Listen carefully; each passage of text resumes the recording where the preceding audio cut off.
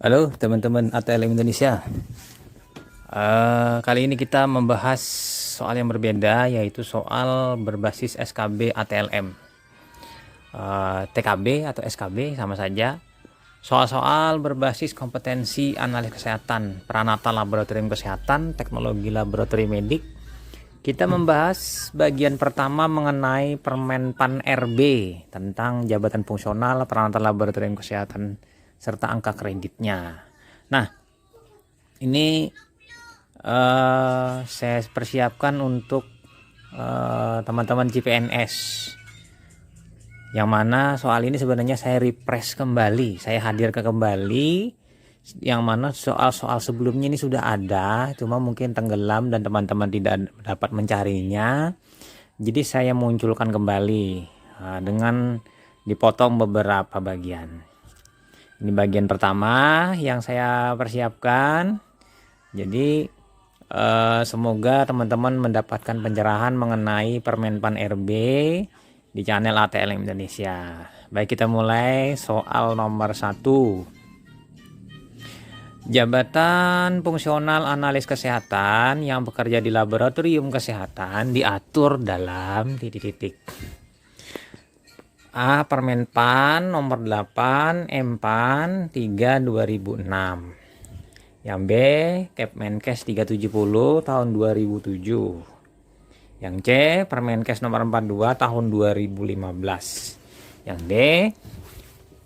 Kepmenaker nomor 170 tahun 2018. Yang E. Kepmenkes 129 garis miring Menkes garis miring SK garis miring 2 2008.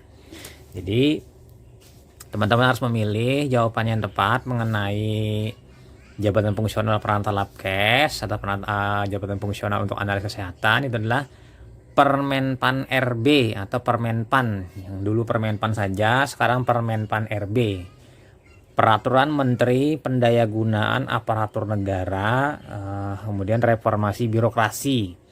Ini kebetulan masih lama, belum diubah dan memang tidak ada perubahan. Ini menggunakan yang versi 2006. Jadi teman-teman memilih itu ya, Permenpan RB nomor 8 garis miring Empan garis miring 3 2006. Itu mengenai jabatan fungsional peranata laboratorium kesehatan dan angka kreditnya. Kita pindah ke nomor 2. Sesuai Permenpan, peranata laboratorium kesehatan adalah pegawai negeri sipil yang diberi tugas, tanggung jawab, wewenang, dan hak secara penuh oleh pejabat yang berwenang untuk melakukan kegiatan pelayanan laboratorium kesehatan pada titik-titik. Yang A. Laboratorium medik, yang B. Laboratorium kesehatan, yang C. Laboratorium pendidikan, yang D. Laboratorium penelitian, E. Laboratorium khusus. Jadi teman-teman harus memilih laboratorium kesehatan ya, jangan laboratorium medik atau laboratorium penelitian atau laboratorium khusus atau laboratorium pendidikan.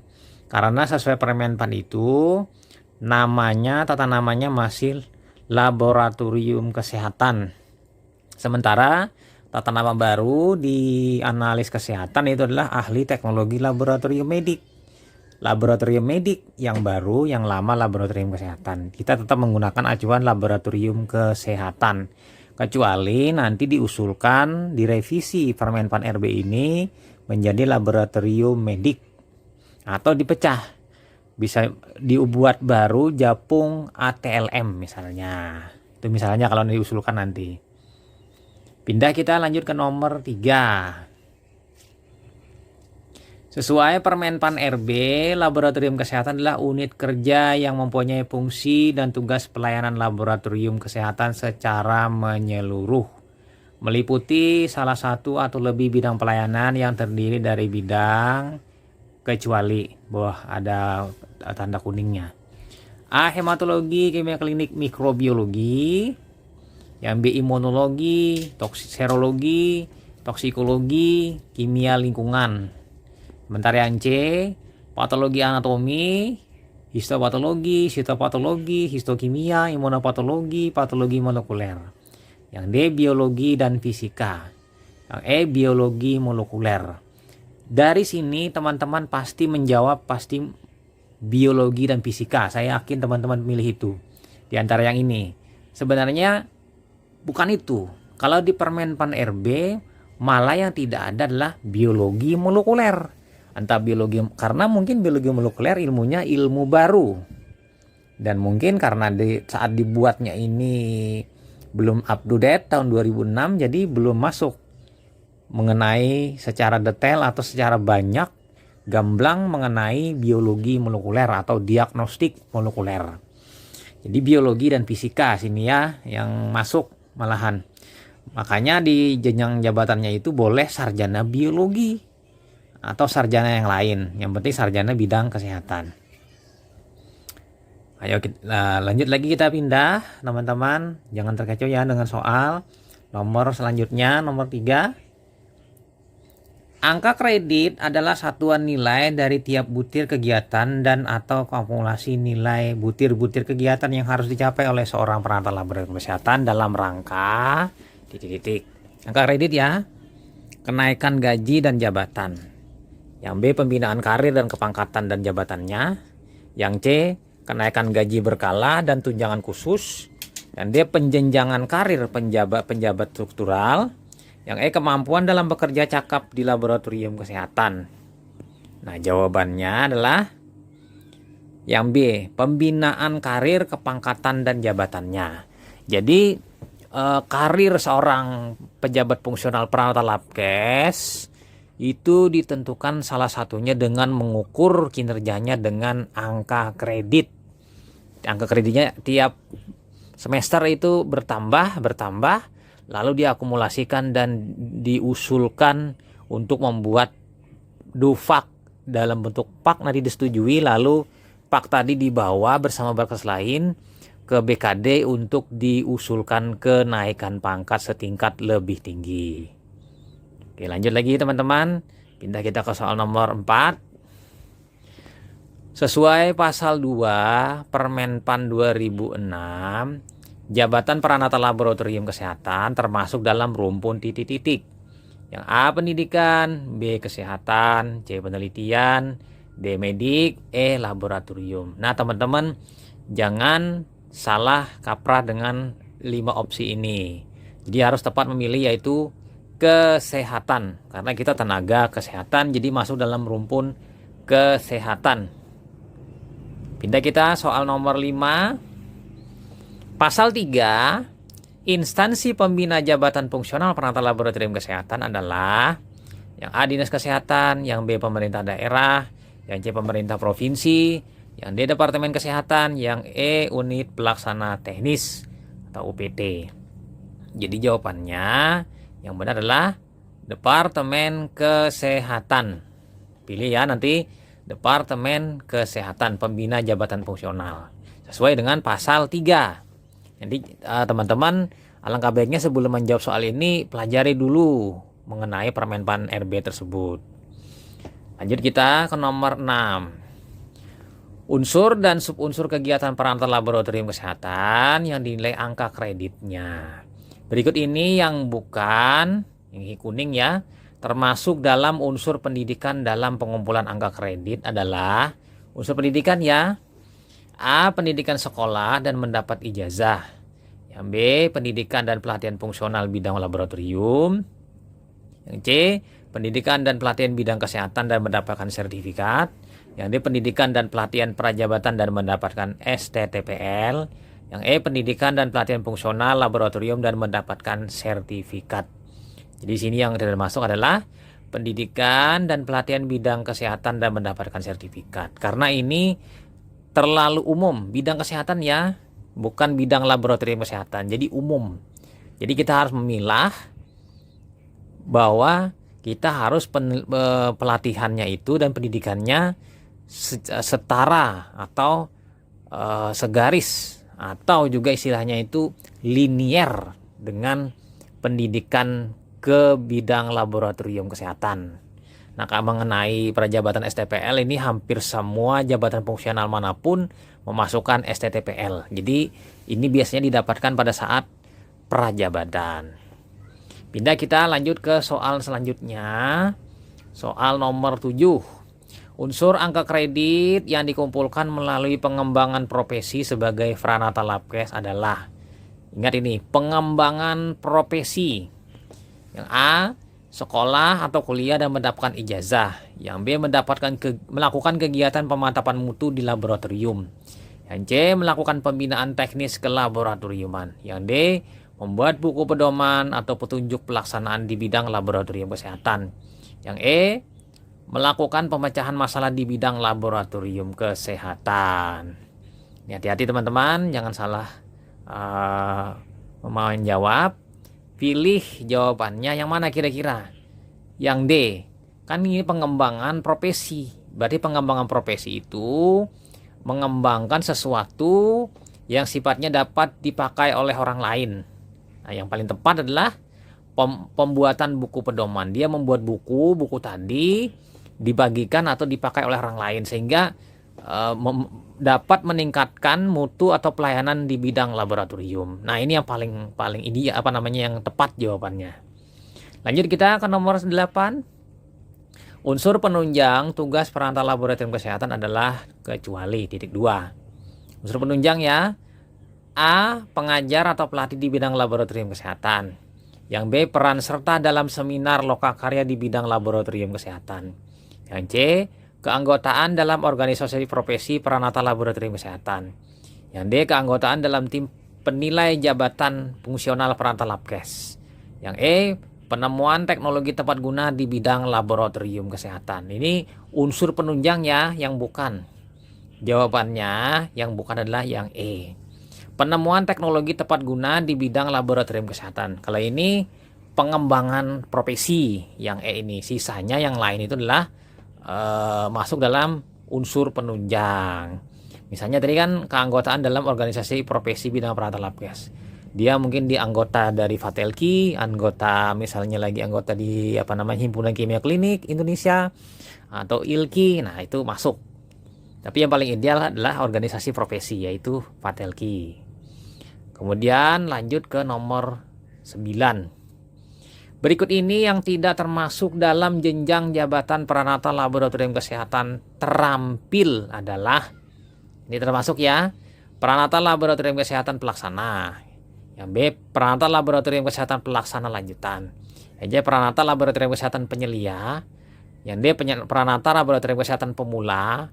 Yang E, Pranata Laboratorium Kesehatan Muda. Jadi di sini teman-teman harus memilih muda. Karena muda ini Pranata Laboratorium Kesehatan Ahli. Ahli ini hanya dimiliki oleh ijazah yang tinggi, bukan ijazah yang level bawah, misalnya SMA atau SMK, SEMAK, atau D3, Diploma 3, Diploma 1, bidang laboratorium kesehatan. Nah, tapi saat ini kan yang menduduki ini cuma satu-satunya cuma Diploma 3, teknologi laboratorium medik atau analis medis. Lanjut kita nomor 10.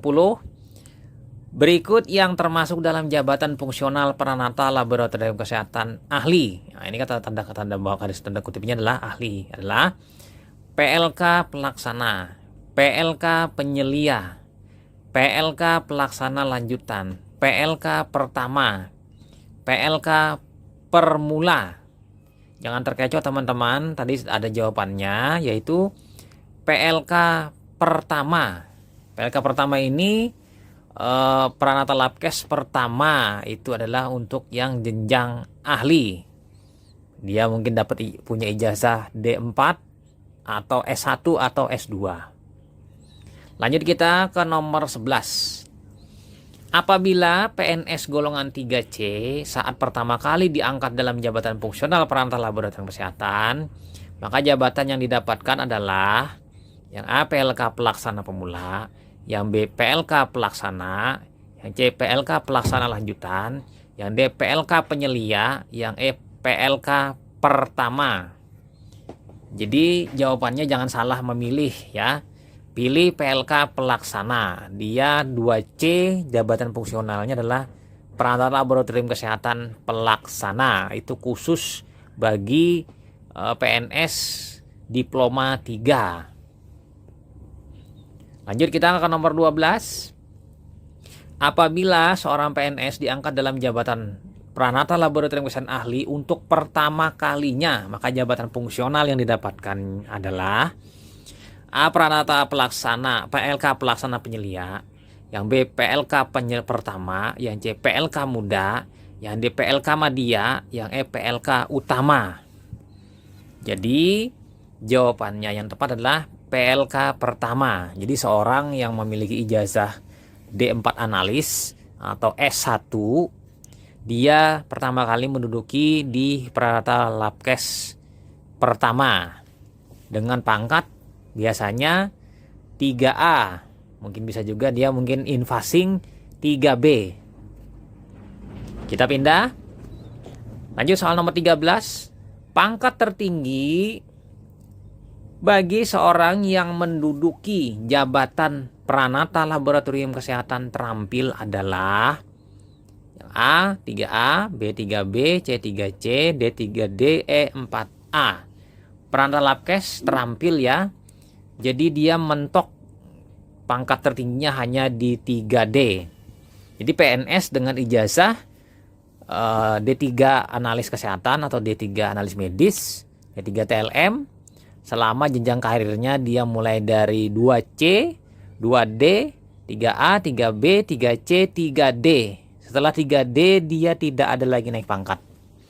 Jadi pangkat paling tertinggi dia hanya 3D untuk diploma 3 TLM. Jadi teman-teman yang diangkat PNS di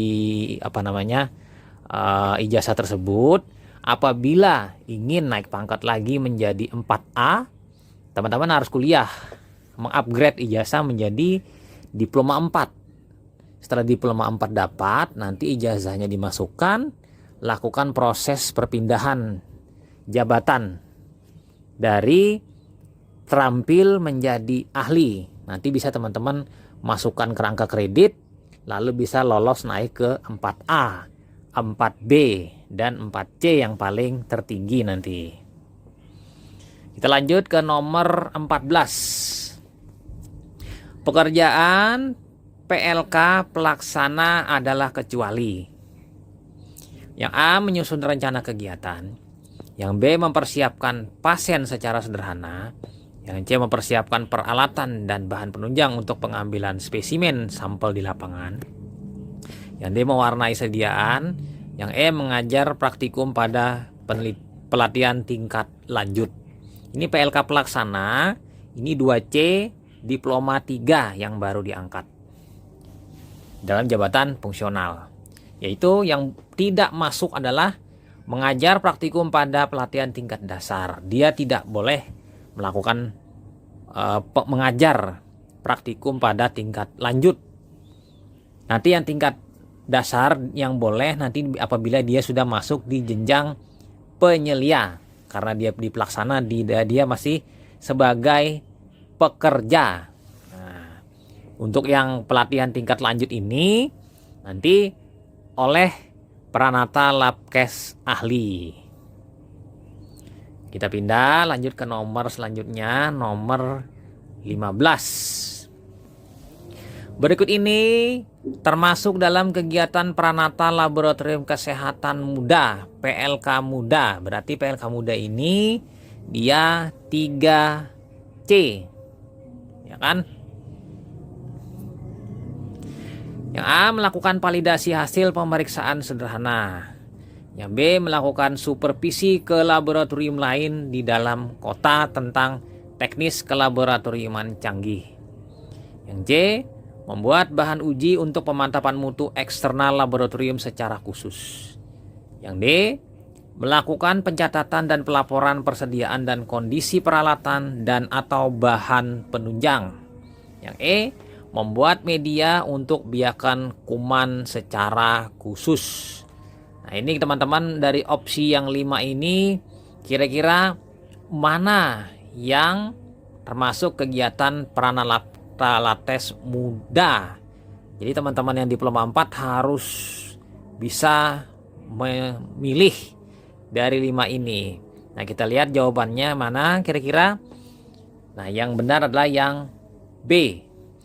melakukan supervisi ke laboratorium lain di dalam kota tentang teknis kelaboratoriuman canggih. Kalau di ekornya ini sederhana, itu nanti di Pranata Labkes terampil. Tapi kalau sudah canggih, itu sudah ke Pranata Labkes ahli. Nanti jenjangnya yang mana yang berhak? Kemudian karena di sini milik muda, berarti dia level 2. Level satunya kan pertama, kedua muda, ketiga madya, ketiga utama, madya, sorry. Nah, kalau yang ke laboratoriuman sederhana ini nanti oleh penyelia di Pranata Labkes, Pranata Labkes pelaksana penyelia, maksudnya seperti itu. Agak-agak sedikit sulit diucapkan karena nama-namanya itu mirip-mirip. Jadi teman-teman harus memahami dulu yang mana dulu pelaksana, yang mana yang pelaksana lanjutan, kemudian penyelia itu di PLK pelaksana. Yang kemudian yang PLK ahli pertama muda, kemudian madya, itu harus teman-teman sudah bisa membedakannya beserta pangkat-pangkatnya. Oke, lanjut kita ke soal nomor 16. Pekerjaan yang dapat dilaksanakan dalam lingkup PLK pelaksana lanjutan. PLK pelaksana lanjutan ini pangkatnya 3A 3B. Untuk ijazahnya D3 PLM atau D3 analis kesehatan, analis medis. A. Melakukan pemeriksaan secara analisa gas darah atau setara. Ya, B. Melakukan pemeriksaan dengan GC atau setara. Yang C. Melakukan pemeriksaan dengan AAS atau setara. Yang D. Melakukan pemeriksaan dengan GCMS atau setara. Yang E. Melakukan pemeriksaan di lapangan secara khusus. Jadi sekilas melihat ini rumit juga ya. Mau milih yang ini kalau bukan. Tapi kalau kita melihat di sini, teman-teman bisa melihat pekerjaan-pekerjaannya itu apabila kita mengerjakannya, lalu kita tidak akan mendapatkan angka kredit apabila tidak sesuai dengan jabatan fungsionalnya. Misalnya ini pekerjaan punya Pranata Labkes muda dikerjakan oleh penyelia, maka penyelia tadi tidak dapat angka kredit. Jadi hati-hati teman-teman, ini terjebak dengan pekerjaan ini. Jadi harus memang memilah mana yang pekerjaan sesuai dengan keijazahan dan pangkat. Jadi jawabannya adalah yang termasuk dalam PLK pelaksana lanjutan, melakukan pemeriksaan secara analisa gas darah atau setara. Karena analisa gas darah atau AGD itu bisa dikerjakan dengan berbagai tingkatan. Setidaknya oleh Pranata Labkes pelaksana lanjutan yang idealnya. Penyelia juga bisa. Nah, sementara yang sisanya ini oleh Pranata Labkes ahli. Jadi misalnya melakukan GC, gas kromatografi, itu yang ahli yang ngerjakannya, bukan yang pelaksana. Apalagi pelaksananya pangkatnya 2C. Nah, ini tidak benar. GC, AAS, GCMS, gas kromatografi, MAS, atau AAS, spektrofotometer serapan atom. Nah, kira-kira itu dulu teman-teman, sebanyak 16 soal yang kita bahas, kita review. Jangan lupa subscribe. Semoga lulus uji kompetensi atau SKB untuk CPNS bagi teman-teman yang melakukan uji ujian CPNS. Sukses selalu buat teman-teman. Sampai jumpa di video-video selanjutnya. Salam kompetensi. Saya Ahmad Lab dari Banjarmasin pamit. Bye. Ya, mudah-mudahan teman-teman yang menyimak, saya doakan lulus tes SKB CPNS dan menjadi CPNS lalu PNS. Amin.